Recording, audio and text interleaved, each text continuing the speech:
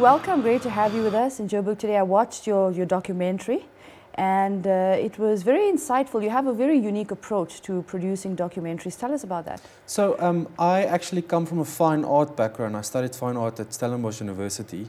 And in that course, I started to make documentaries, but from a very conceptual, visual, poetic point of view. Mm-hmm. I did not study journalism in a traditional sense. So when I approach a story, it's very intuitive and very visual and very conceptual. And I then spent about 8 years as an editor in documentary. And I think that's where I learned to structure a story, and also where I learned to shoot for the edit, you know. But I love to create something that is true to the events, but is more of a artistic piece. I think that came across. And has atmosphere, sure, and has mood. I'm also a narrative filmmaker, so I write screenplays as well. Mm-hmm. And I like to use documentary sometimes as a research tool to write screenplays, to do fictional interpretations of the real things I find, you know. Mm. So I come from a different world, and that's how I do it, you know. Well, I get that when I watch your documentary on black metal music. Personally, I'm not into metal music per se, but but it was eye-opening, and there was a strong sense of realism that came through, right, and you get that it is that metal music is an art form and a way of expressing yourself, and it takes you into a totally different world. The way you produced that documentary, what inspired you to produce this? How did you come across this black metal group? So I think in general, for me, I'm really interested in the born free generation, sure, and especially why they feel alienated. I think they feel alienated politically, but also economically, and there's a sense of anger. You know, you can see that in the protests we're seeing all around, sure, us.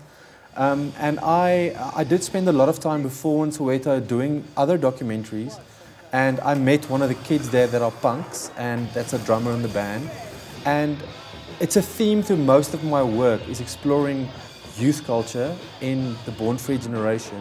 And these bunch of kids who play rock music really use rock music and punk and metal as a way to release tension in their lives, sure, and like kind of release anger and express how they feel, express their sense of alienation. And of course it is surprising because people do associate rock, punk or metal more with white culture, and I think it's unexpected to see it. What I love about these kids is how they break stereotypes, yes, you know, and you know, you would expect these kids listening to house music or R&B, but they when I ask them, you know, what they listen to, they say Beatles, Led Zeppelin, Black Sabbath, the Ramones, Uncanted, black metal. Bands from Poland, like bands who spit their lyrics in Dutch. And there I'm in Soweto, like in a shebeen, you know. And what I also found really interesting is how socially conscious they also are, you know, and they really have concerns they want to raise through their music as a sense of protest. Are people passionate about their music as well? Others, are they able to earn money from this? So, you know, a lot of these kids initially, obviously, they were just kind of skateboarders who love to play rock and roll. But slowly but surely, as they're being discovered, they're getting more gigs, they're being invited to like Opikopi, which is big events. But even this little film I made on these kids went viral internationally and got shown on quite prominent blogs like the Daily Beast and Vice, the Fader. And then these guys started to getting major media attention after that. More documentaries has been made on them. They've been getting bigger gigs.